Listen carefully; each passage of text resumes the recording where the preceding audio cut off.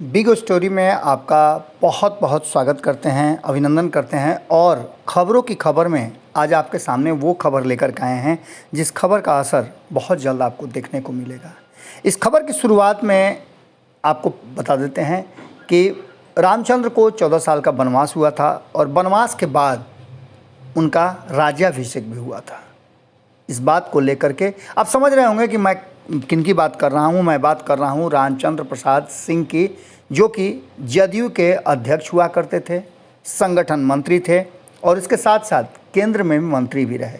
लेकिन वर्तमान जो इनकी स्थिति है उस पर कई तरह के डिबेट शुरू हो चुके हैं। यहाँ तक कि उनको चाहने वाले या फिर जदयू के कई वरिष्ठ नेताओं का और युवाओं का भी अब मंतव्य आने लगा है कि आखिर आरसीपी सिंह के साथ जो कुछ भी हो रहा है उसकी इनसाइड स्टोरी क्या है, क्या उसकी वजह है। इसमें सबसे पहले नीतीश आरसीपी कितने दूर और कितने पास, हम इससे शुरुआत करते हैं। तो 22 साल की उम्र में अखिल भारतीय लोक सेवा आयोग की परीक्षा में 13वां रैंक लाने वाले आरसीपी अपने होने का मतलब सिद्ध करते हैं। उन लोगों को जवाब है जो लोग ये कहते हैं कि उन्होंने किया क्या। इसी उम्र में नीतीश जी ने भी एनडीए की परीक्षा दी थी लेकिन असफल रहे। नौकरी के क्षेत्र में असफलता और सफलता होती रहती है, लेकिन रामचंद्र बाबू की पहली पोस्टिंग तत्कालीन प्रधानमंत्री राजीव गांधी जी के संसदीय क्षेत्र में हुई और ये इस बात की तरफ इशारा करती है कि उनमें क्षमता थी। राजीव गांधी जी इनकी मेधा शक्ति, कार्य शक्ति और इनके कार्य करने के तरीक़ों से काफ़ी प्रभावित थे। इनकी नज़दीकियाँ चर्चा में थी और इनका काम भी काफ़ी चर्चा में रहा। यूपी की राजनीतिक गलियारों में लगातार राजीव गांधी के असमय मृत्यु के बाद इनकी नज़दीकियाँ कुछ भी गुल नहीं खिला सकी। और आपको बता दें कि लगातार जिस तरह से आरसीपी सिंह ने अपने मेधा का परिचय दिया, ये किसी से पूछने और कहने की ज़रूरत नहीं है। बाद के दिनों में मुख्यमंत्री कल्याण सिंह के संपर्क में आए और कल्याण सिंह इनकी मेधा शक्ति को पहचान कर राजीव गांधी से भी बेहतर जगह पोस्टिंग कर इनको कहीं ना कहीं फुल अधिकार दे दिया था। भारत सरकार के संचार मंत्री बेनी प्रसाद जी की नज़र जब इन पर पड़ी तो उन्होंने इन पर भरोसा करते हुए संचार विभाग का पूरा जिम्मा दे दिया। आरसीपी बाबू के हवाले जब संचार विभाग आया तो उसमें अमूलचूल परिवर्तन हुआ। आरसीपी बाबू के बारे में बेनी प्रसाद वर्मा ने बिहार समाज का चमकता हुआ सितारा भी उन्हें बताया था। बड़े नेता थे बेनी बाबू। नीतीश जी अपने संसदीय क्षेत्र के लंबे समय से कोई भी काम नहीं कर पा रहे थे।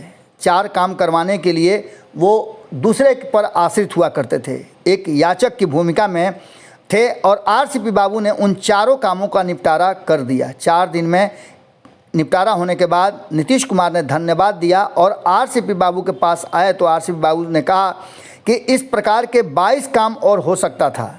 नीतीश भी अचंभित थे। अब समझ सकते हैं आप कि अंधे को क्या चाहिए, 2 आँखें। और इन बातों को लेकर के जो 22 साल पहले बातें शुरू हुई थी, अब उसका नए सिरे से फिर व्याख्या करना कितना उचित है।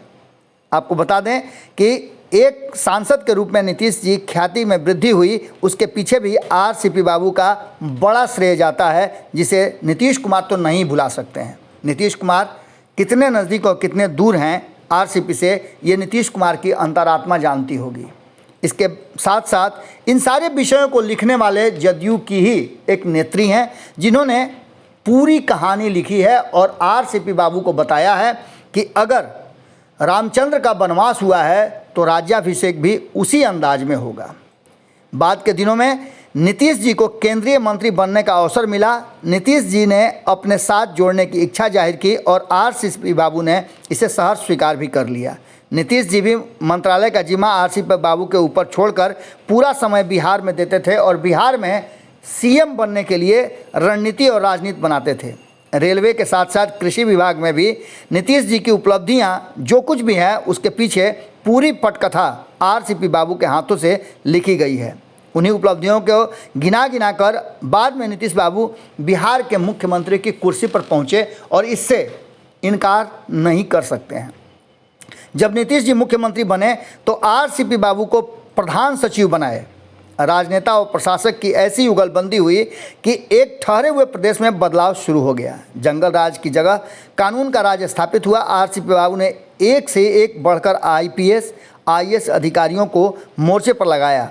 उस समय के जाने माने जो आईएएस आईपीएस अधिकारी थे, जिनमें कुंदन कृष्ण जैसे आईपीएस को फ्री हैंड दिया और शहाबुद्दीन जैसे नामी गिरामी बाहुबली को कब्जे में किया। सच कहा जाए तो नीतीश जी मुफ्त में ही सुशासन के देवता कहलाते हैं। मौसा फूफा वाला सम्मान बैठे बैठे पाते हैं। आप समझ सकते हैं कि कितनी तल्ख बातें हैं और कितना ज़्यादा गुस्सा जदयू के कार्यकर्ताओं में भरा हुआ है। आरसीपी सिंह को लेकर के जिस तरह के बयानबाजी हो रहे हैं बदले हुए परिस्थिति में, वो बयानबाजी भी आपको हमने सुनाया। किस तरह से आरसीपी सिंह को शून्य बताया जा रहा है और सारा किया धरा नीतीश कुमार का बताया जा रहा है। वहीं ये पोल खोल की बात जो है वो शुरू हो चुकी है। इसके साथ आगे जो है वो लिखती हैं कि जब आरसीपी सिंह नीतीश कुमार के साथ लगातार जुड़े रहे, उसके बाद मनमोहन सिंह ने बिहार सरकार को पत्र लिखकर आरसीपी बाबू को केंद्र सरकार में सेवा देने के लिए आग्रह किया था। आरसीपी बाबू को किसी हालत में नीतीश जी मनमोहन सिंह की सेवा में नहीं भेजना चाहते थे, छोड़ना नहीं चाहते थे, क्योंकि आरसीपी सिंह पर उनको भरोसा था और बिहार में उनकी वाहवाही हो रही थी। आरसीपी बाबू ने नीतीश जी के भावनाओं का सम्मान देते हुए वीआरएस ले लिया। अब आप समझ सकते हैं कि इस त्याग को किस कैटेगरी में रखा जा रहा है और आरसीपी सिंह के इस त्याग को क्या इनाम मिल रहा है, क्या रिवार्ड मिल रहा है। प्रशासनिक क्षेत्र में विरले ही ऐसे होते हैं जो उदाहरण के रूप में सामने आते हैं, लेकिन आरसीपी सिंह उदाहरण के रूप में सामने थे। नीतीश जी ने राज्यसभा में भेजकर इनके त्याग पत्र को मान सम्मान दिया और इन्हें खुलकर काम करने का मौका भी दिया। अब आरसीपी बाबू पूरी तरह से नीतीश कुमार और पार्टी के लिए समर्पित हो गए। पक्ष से लेकर विपक्ष तक, शकुनी से लेकर मंथरा तक सभी को लगने लगा कि अगर यह जोड़ी नहीं टूटी, यहीं चलती रही, तो अगले किसी को भी मुख्यमंत्री बनने का अवसर नहीं मिलेगा और कितने लोगों के सपनों पर पानी फिर जाएगा। साजिशों का दौर शुरू हुआ और शकुनियों ने दांव आजमाना शुरू कर दिया।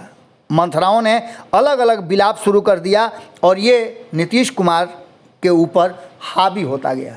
कहीं ना कहीं नीतीश कुमार जी भी केकई मन से मंथरा बनकर और इनके चक्कर में पड़ गए। ऐसी स्थिति में बनवास तो राम का होना ही था। जो होना था वो हो गया, सभी को पता है और सब जानते हैं कि रामचंद्र प्रसाद किसके लिए काम करते थे, क्यों काम करते थे, कितना पार्टी को सबल बनाया और किस तरह से पार्टी को खड़ा किया, जिसके लिए उन्हें बदनाम भी किया गया और विरोधियों के निशाने पर भी रहे। लेकिन उन सब का जो इनाम उन्हें मिला है वो किसी को भी सहनीय नहीं है। रामचंद्र जी को बनवास मिला है तो राज्याभिषेक भी होगा। फिलहाल इन बातों को उन्होंने रखते हुए स्पष्ट तरीके से कहा है कि बदले हुए परिस्थिति में बिहार बदल रहा है और बिहार के लोग भी बदल गए हैं। अब कोई भी इस बात को लेकर के ये नहीं कह सकता है कि आरसीपी सिंह ने कुछ भी नहीं किया है। आपको बता दें कि डॉक्टर रिंकू कुमारी हैं जो समय समय पर अपनी ही पार्टी के लोगों को आईना दिखाती रहती हैं। एक बार फिर से रिंकू कुमारी ने अपनी पोस्ट करते हुए, फेसबुक पर लिखते हुए स्पष्ट तरीके से अपनी बातों को रखा है और आरसीपी सिंह की वाजिब बातों को बताते हुए कहा उन्होंने कि ये पूरी कहानी है और इस कहानी के पीछे वो शख्स है जिसने नीतीश कुमार को नीतीश कुमार बनाए रखने में बड़ा रोल निभाया है। आज जो नीतीश कुमार की बदनामी हो रही है पिछले कुछ दिनों में, वो समझ सकते हैं कि किसके कारण हो रही है। आरसीपी सिंह अभी भी इतना सब कुछ होने के बाद शांत हैं, तो इसका मतलब है कि उन्होंने बनवास शहर स्वीकार कर लिया है और उन्हें ये भी पता है कि अगर बनवास हुआ है तो राज्याभिषेक भी होगा।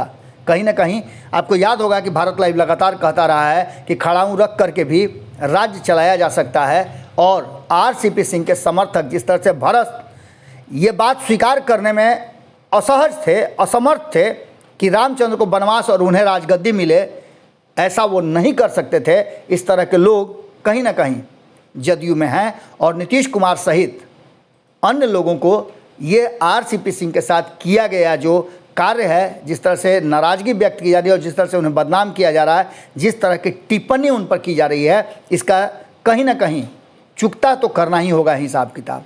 अब देखना होगा कि इस जो पोस्ट है, जो बिग स्टोरी आज की है, वो आपको कितना अच्छा लगती है और कितना आप इससे सहमत हैं, क्योंकि ये जदयू के ही नेत्री द्वारा कहा गया शब्द है, इसलिए ये आप तक पहुंचाना बहुत ज़रूरी था। अगर आपको लगता है कि अगर राम का वनवास होना सही था तो राज्याभिषेक भी उसी अंदाज में होना सही है, क्या आरसीपी सिंह का भी राज्याभिषेक उसी अंदाज में होगा? कौन सामने आएगा? ये प्रश्न बड़ा है और इस प्रश्न के साथ आपको छोड़ करके जाते हैं। जुड़े रहिए भारत लाइव के साथ, खबरों का सिलसिला लगातार जारी है। अगर ये वीडियो पसंद आई और वह बिहार के राजनीति और बिहारियत से सरोकार रखेनी तो सब्सक्राइब बटन दबा के चैनल के सब्सक्राइब कर ली। ओजे एगो घंटी बा, ओकरा बटन दबा देला से कुल सटीक और मारक खबर रुआ मुफ्त में मिल जाई। अगर रुआ पत्रकारिता के हमनी के नया प्रयोग में सहयोग कर चाहतानी तो ज्वाइन बटन दबा दी। पेटीएम नंबर नोट कर ली 9386816700।